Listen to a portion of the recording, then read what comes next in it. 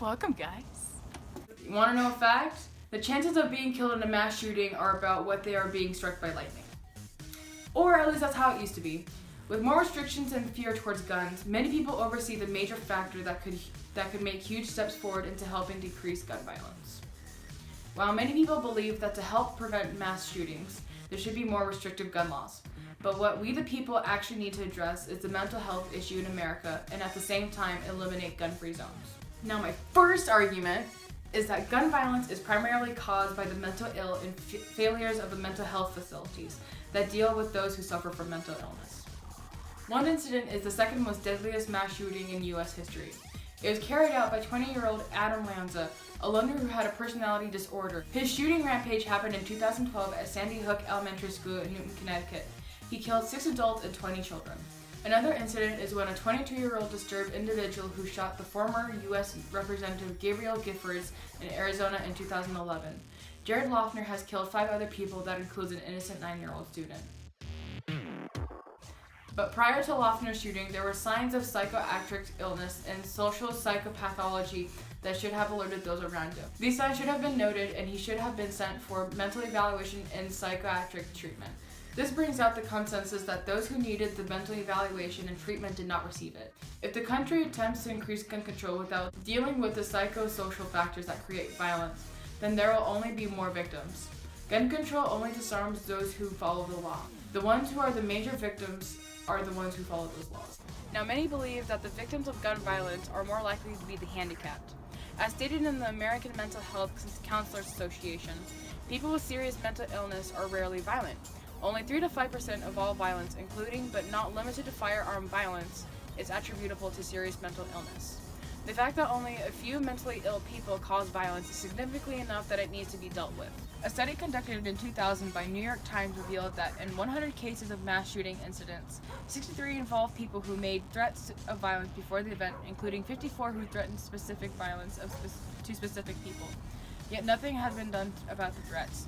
To add insult to injury, more than half of the shooters gave signs of mental illness which were untreated. My second argument is that gun-free zones should not exist. Gun-free zones make students and innocent people vulnerable to any perpetrator until backup arrives. An incident of this happening was at Virginia Tech. A gunman killed 30 students and faculty members in the 10 minutes it took the police to arrive and penetrate the building he had blockaded. Now, if legally armed citizens were able to bring their weapons onto campus, the victims could hold out and even prevent a shooting rampage until the police show up. An incident where an armed citizen halted a mass shooting was in Santa Clara, California. Richard Gable Stevens, who rented a rifle practice at the National Shooting Club in 1999. He then began a shooting rampage. When Stevens became momentarily distracted, a shooting club employee drew his weapon and fired. Stevens was hit and was held at bay until the police arrived. The fact that many mass shootings were halted and/or prevented was because of armed citizens. Instead of waiting in fear of your life until the first line of backup to arrive, take control of the situation where you can protect yourself and others around you. However, many argue that gun-free zones like school campuses help decrease gun violence. As stated in college campuses, after safer without concealed weapons, there are 4 reasons why gun violence would be likely to increase if more guns were present on college campuses. The first is the prevalence of drug alcohol. The second is the risk of suicide and mental health issues. The third is the likelihood of gun thefts, and the fourth is the increased risk of accidental shootings. But what actually happens is that the shooters target gun-free zones because they know that there is little to no resistance. As Gober states in his article, publicly describing your property as gun-free is analogous to posting a notice on your front door saying that your home has no burglar alarm. That said is enough. Overall, there are many issues that need to be fixed to further decrease gun violence. As you venture into adulthood, keep in mind the ways you could help make the adjustments in the health system and the laws pertaining to the gun-free zones. These adjustments would protect more lives and prevent losses in the future during a mass shooting.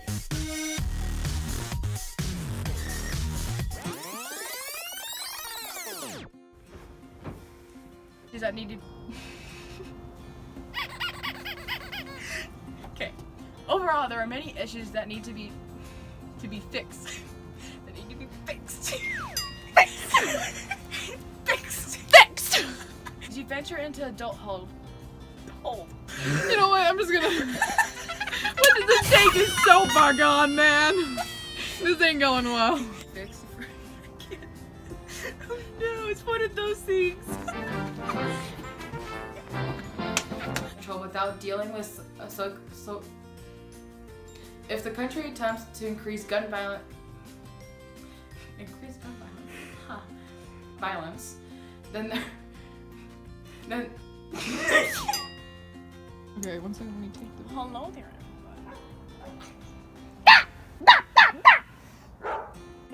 It worked at the beginning. Oh my gosh. Waiting because of the sounds like.